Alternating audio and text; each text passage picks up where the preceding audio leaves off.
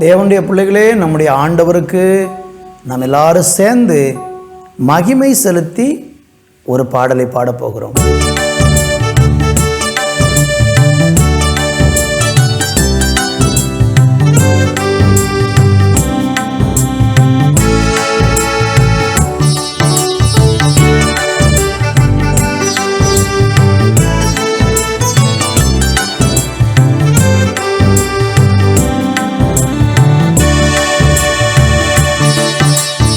வந்தனம் வந்தனமே தேவ துந்துமி கொண்டிதமே, இதுவரையில் எமையே வளமாய் காத்த எம் துறையே மிகும் தந்தனம். வந்தனம் வந்தனமே தேவ துந்துமி கொண்டிதமே, இதுவரையில் எமையே வளமாய் காத்த எம் துறையே மிகும் தந்தனம். சஞ்சது சந்ததமே எங்கள் தகுநன்றி கடையாளமே, நாங்கள் தாழ்ந்து வீழ்ந்து சரணம் செய்கையில் தயை கூர் சுரர்பதியே.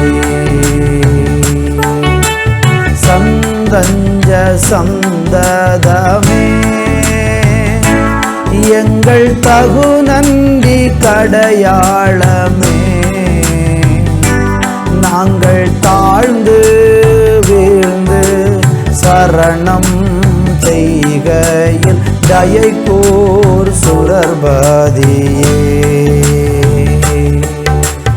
வந்தனம் வந்தனமே தேவ துந்துமி கொண்டிதமே, இதுவரையில் எமையே வளமாய் காத்த எம் துறையே மிகும் தந்தனம். சர்வ வியாபகமும் எம்மை சார்ந்து தற்காத்ததுவே, எங்கள் சுவாமி பணிவாய் நேமி துதிப்புகள் தந்தனமே நீதமே.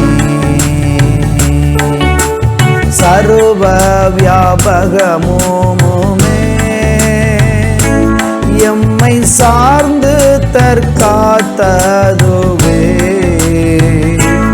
எங்கள் சுவாமி பணிவாய் நேமி துதிப்புகள் தந்தனமே நீதமே. வந்தனம் வந்தனமே தேவ துந்துமி கொண்டிதமே, இதுவரையில் எமையே வளமாய் காத்த எம் துறையே மிகும் தந்தனம். இதுவரையில் எமையே வளமாய் காத்த எம் துறையே மிகும் தந்தனம். வந்தனம் வந்தனமே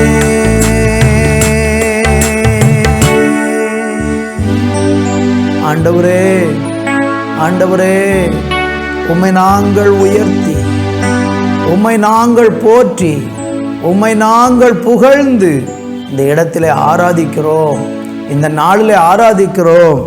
எங்கள் மத்தியிலே நீர் மகிமையானவராயிருந்து மகிமையானதை செய்யும். ஒவ்வொருவரோடும் கூட இருந்து நடத்தும். இயேசுவின் நாமத்தில் பிதாவே, ஆமேன் ஆமேன். அன்பு தேவ பிள்ளைகளை, இந்த நாளில் நம்ம வாசித்து தியானிக்கும்படியாக 1 பேதுருவின் புஸ்தகம் 5ஆம் அதிகாரம் 6வது வசனத்தை வாசிக்கிறேன்.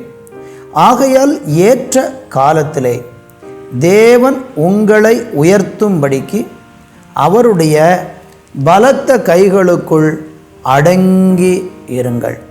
வாசித்து கேட்ட இந்த வேத வசனம் ஒவ்வொரு மனுஷனுடைய வாழ்க்கையிலும் ஒரு உயர்வுக்கான ஏற்ற காலத்தை தேவன் வைத்திருக்கிறார் என்பதை நமக்கு விளங்க பண்ணுகிறது. எல்லா மனிதனுடைய வாழ்க்கையிலும் எப்பொழுதுமே அவன் தாழ்ந்தே இருப்பதில்லை, அடிமட்டத்தில் கிடப்பதே இல்லை. ஒவ்வொரு மனிதனுக்கும் ஒரு உயர்வின் காலத்தை ஆண்டவர் வைத்திருக்கிறார். வேதவசனத்திலே நீங்கள் படிக்கும்போது தானியேலின் புஸ்தகத்திலே அதனுடைய 5ஆம் அதிகாரம் 19வது வசனத்தை வாசிக்கும்போது அதனுடைய 2வது பகுதி சொல்லுகிறது, அவர் தமக்கு சித்தமானவனை கொன்று போடுவார், தமக்கு சித்தமானவனை உயிரோடு வைப்பார், தமக்கு சித்தமானவனை உயர்த்துவார், தமக்கு சித்தமானவனை தாழ்த்துவார். இந்த வேதவசனத்தில் என்ன நமக்கு சொல்லப்பட்டிருக்கிறது என்றால், ஒரு மனுஷனுடைய வாழ்க்கையில் உயர்வும் தாழ்வும், அவனுடைய வாழ்க்கையில் ஜீவனோடு இருப்பதும் அவன் மரித்து போவதும் எல்லாமே தேவனுடைய கரத்தில் இருக்கிறது என்பதை இந்த வார்த்தை நமக்கு தெளிவாக உணர்த்துகிறது. என்னை கவனிக்கிற அன்பு தேவனுடைய பிள்ளைகளே, உங்கள் வாழ்க்கையிலே அவருக்கு சித்தமானவர்களைத்தான் அவர் உயர்த்துவாராம். ஒவ்வொரு மனிதனையும் குறித்த தெய்வ திட்டத்தில் ஒரு சித்தம் இருக்கிறது. ஒவ்வொரு மனுஷன் யாரை உயர்த்தணும் யாரை தாழ்த்தணுங்கிறது அவருடைய சித்தமாக இருக்கு. அப்படியானால் இந்த வசனத்திலிருந்து நாம் என்ன கற்றுக்கொள்ளுகிறோம்? ஒவ்வொரு மனிதனுடைய வாழ்க்கையிலும் உண்மையான ஒரு உயர்வும் மேன்மையும் தேவனிடத்திலிருந்து தான் வருகிறது. இதை கேட்கும்போது சில நேரம் நீங்கள் இப்படி யோசிக்கலாம், ஐயா, உண்மையான மனுஷனாக இல்லாமல் ஏமாற்றி பொய் சொல்லி மக்களை வஞ்சித்து தீமையான வழியில் போய் சம்பாதித்து இன்றைக்கி நிறைய பேர் ரொம்ப உயர்ந்திருக்கிறாங்களே, அதை குறித்து நீங்கள் என்ன சொல்கிறீங்க அப்படின்னு ஒருவேளை நீங்கள் கேட்கலாம். அருமையானவர்களே, தீமையான வழியில் போய் ஒரு மனிதன் இந்த பூமியில் உலக பிரகாரமான ஒரு உயர்வை வேண்டுமானால் அவன் அடைய முடியும். உலகத்தில் பணம், செல்வம், செழிப்பு, புகழ், அந்தஸ்து இப்படி அவன் உயர்த்தப்படலாம். ஆனால் ஒன்று கவனியுங்கள், அந்த உயர்வு பூமியிலே வாழக்கூடிய கொஞ்ச நாள் மட்டும்தான். ஆனால் அந்த மனுஷன் ஒரு நாள் மரித்து தேவனுக்கு முன்பாக போய் நிற்கும்போது அவன் மிகவும் தாழ்த்தப்படுவான், அவன் பாதாளத்தில் தள்ளப்படுவான், அவன் நித்திய நரகத்திலே தள்ளப்படுவான் என்று வேதம் சொல்லுகிறது. எனவே தீமையான வழியிலே சுயமாய் நாம் எடுக்கக்கூடிய முயற்சியினால் ஒரு நாளும் இந்த பூமியிலே ஒருவேளை சில மேன்மைகள் இருந்தாலும் நித்திய வாழ்வு ரொம்ப வேதனையாக இருக்கும். ஆனால் ஆண்டவர் சொல்கிறாரு, நேர்மையான ஒரு வழியிலே உண்டாகிற ஒரு உயர்வுக்கு கர்த்தர் வைத்திருக்கிற வழி என்ன? ஆகையால் ஏற்ற காலத்திலே தேவன் உங்களை உயர்த்தும்படி அவருடைய பலத்த கைகளுக்குள் நீங்கள் அடங்கி இருங்கள் என்று சொல்கிறார். அப்போ உங்கள் வாழ்வில் ஒரு உயர்வு வச்சிருக்கிறார். ஒருவேளை என் வாழ்க்கையில் உயர்வே இல்லையா, எவ்வளவோ பாடுபட்டு வேதனைப்பட்டு துன்பம் துயரம் அடைந்து இன்றைக்கு நான் மிகவும் கண்ணீரில் வாழ்ந்து கொண்டிருக்கிறேன், எனக்கு என்றைக்கு உயர்வு வருமோ என்று ஏக்க பெருமூச்சுக்களோடு இன்றைக்கு நீங்கள் வாழ்ந்து கொண்டிருக்கிறீங்கன்னா, நிச்சயமாக நான் சொல்லுகிறேன், வேத வசனத்தின் அடிப்படையில் நீங்கள் ஆண்டவருடைய கரத்துக்குள் அடங்கி காத்திருங்கள், பொறுமையோடு ஜெபித்து கொண்டிருங்கள், பொறுமையோடு வேதத்தை வாசித்து கொண்டிருங்கள், தேவனை தேடுவதை விடாமல் தொடர்ந்து அவரை பின்பற்றி கொண்டிருங்கள்.